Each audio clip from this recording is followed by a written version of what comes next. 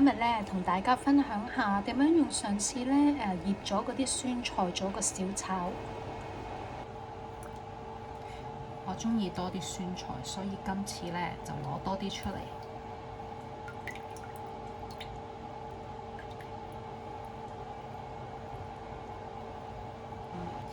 攞完嗰啲酸菜之後咧，一定要揾嘢紮翻實佢，然後包翻住佢㗎。如果唔係咧，就會好容易發毛㗎啦。將啲酸菜咧略略咁樣切細啲，可以將佢直接擠落去個 pan 嗰度啦。今日我就用豬腩肉，但係你可以用其他豬嘅部分。將佢切成薄片，再將佢切一半啦。炒嗰陣時咧就快熟啲，咁樣用大火將嗰啲酸菜咧炒到乾身，咁樣咧就會香啲㗎。炒到咧好似而家咁樣，稍微乾身啲啦，就將佢換埋一邊。然後我哋就可以落豬腩肉，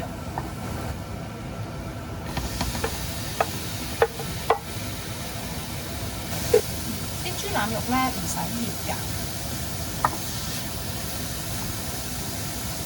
咁樣由佢煎到啲油脂咧出咗少少嚟先，跟住先再反佢。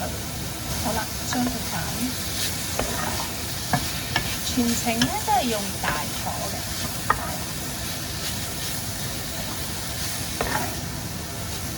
兜佢啦，可以將嗰啲酸菜兜翻出嚟，睇到咧嗰啲肉大約係8-9成都轉晒色啦，我哋就可以落米酒，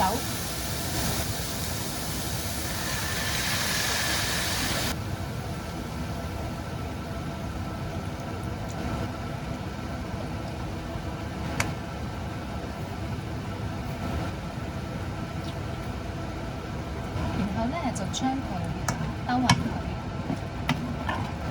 最後咧就落翻個芡汁、生粉同埋水，我加少少辣椒先，你可以唔加嘅，不過加咗咧就惹味好多啦。好，啲醬汁咧咁樣就差唔多噶啦，可以上碟。